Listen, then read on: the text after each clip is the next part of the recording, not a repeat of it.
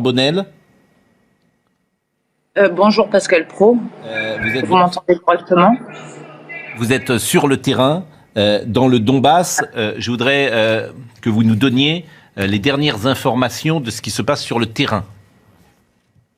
Alors oui, je vais vous les donner tout de suite, mais il ne faut pas oublier que depuis 2014, cette guerre a débuté.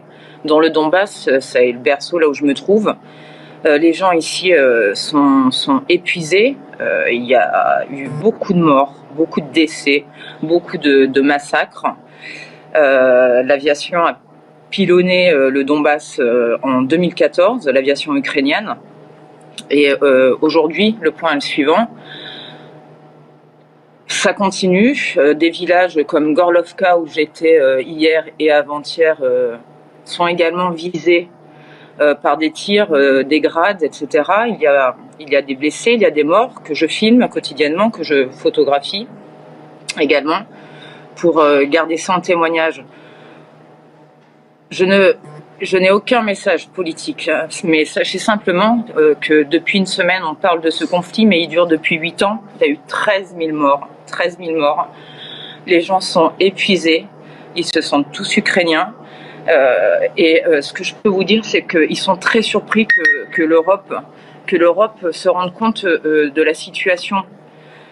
Alors que pour eux, cette situation de bombardement, c'est de vivre dans des caves, etc., de recevoir l'artillerie lourde fréquemment. Je l'ai documenté en 2015. Pour eux, c'est un quotidien depuis 2014, je le répète. Ensuite, je vous interromps parce qu'il y a effectivement tout le monde ne comprend pas la situation aussi précisément, évidemment, que vous la vivez depuis de nombreuses années. Vous avez dit, et ça m'a surpris, tous les gens se sentent ukrainiens. Et vous avez rappelé que les bombardements étaient ukrainiens il y a absolument. quelques jours. Mais quelque chose de grave que visiblement a échappé. La population du Donbass en 2014 a été ciblée par son propre gouvernement. La population russophone a été bombardée par le gouvernement de Kiev. Oui, voilà. J'ai toutes les preuves, donc je pourrais vous les fournir en rentrant en France. J'ai les images. J'ai un film là-dessus. C'est incontestable. Mais aujourd'hui, les bombardements ou les exactions, elles sont russes ou elles sont russes ou elles sont ukrainiennes?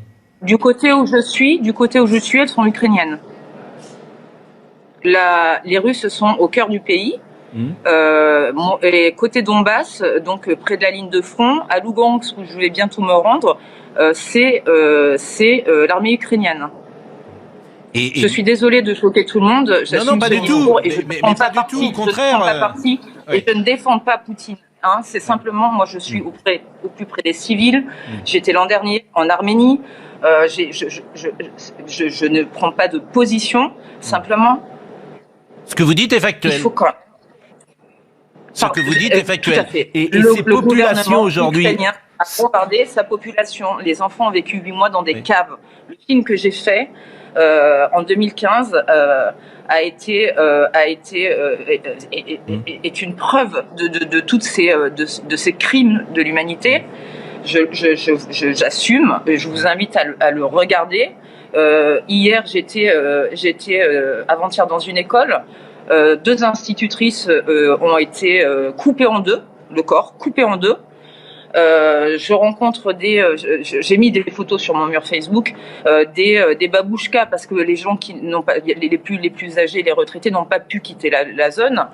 Donc les civils sont touchés, soit par l'artillerie lourde, soit par des grades. Enfin bon, je suis pas une spécialiste de l'armement. En tout cas, je vous confirme qu'ici, dans la région du Donbass, côté russophone, encore aujourd'hui, ça bombarde. Hier, Donetsk a été touché. Et c'est évidemment le pouvoir central ukrainien, selon vous, qui déclenche ces bombardements. Alors, ce que je vous propose, est-ce que vous pouvez rester avec nous? Parce qu'on va recevoir Bernard-Henri Lévy dans quelques secondes, actuellement dans le Donbass. Et je voulais que vous interveniez simplement sur une nouvelle fois dans cette discussion, parce que vous nous donniez des informations qui vont sans doute surprendre ceux qui nous écoutent, puisque le Donbass, et vous le disiez tout à l'heure, est bombardé par les forces ukrainiennes Alors, depuis des années. je vais C'est vous une dire- forme de guerre civile qui est mise en place. 13 000 morts depuis 2014. 13 000 morts depuis 2014. Des chiffres, le 26 mai, le gouvernement de Kiev a bombardé sa population. Monsieur Bernard-Henri Lévy, vous la voyez cette photo, c'est celle que j'ai prise avant-hier. Donc voilà ce qui se passe dans le Donbass. Donc je suis d'accord avec vous, il faut arrêter cette guerre. Et regardez cette institutrice, vous la voyez là, coupée en deux. Je vous propose de peut-être... Ça, c'est les forces ukrainiennes. Bon, Je continue parce que vous allez voir ce que c'est la guerre. Ça, c'est les abris. Ça date d'hier. Hein. Je vous invite à aller sur mon mur. Oui, non, mais regardez bien, monsieur, s'il vous plaît. J'étais dans le Donbass, oui. Regardez cette mamie là. Non, vous n'avez pas été là où je suis, parce que ça fait depuis 2014 qu'ils vivent ce qu'ils sont en train de, ce qu'ils vivent là. Moi, je suis allé de Mariupol à s'il vous plaît, Louhansk. ne me coupez pas. Regardez, parce qu'à un moment donné, il faut avoir le courage de dire les choses. Non, mais j'entends ce que vous dites, Anne-Laure Bonnel, mais moi, ce qui m'intéresse... Je comprends, là, mais voilà ce qui se passe dans le Donbass. Vous voulez voir ce qui se passe dans le Donbass, voilà ce qui se passe dans le Donbass à Donetsk. Chacun a compris. Je suis pour que cela s'arrête sans délai. Bon, ce qui m'intéresse, chacun a compris votre message. Je sais qu'en France, on n'a pas l'habitude de montrer la réalité de la guerre, mais la guerre, c'est pas une statistique. Anne-Laure Bonnel, c'est des morts, c'est des vous avez raison. Je comprends votre émotion, et vraiment, mais simplement, moi, je veux comprendre pourquoi Zelensky, puisque c'est Zelensky, bombarde-t-il depuis 2014 les Ukrainiens du Donbass?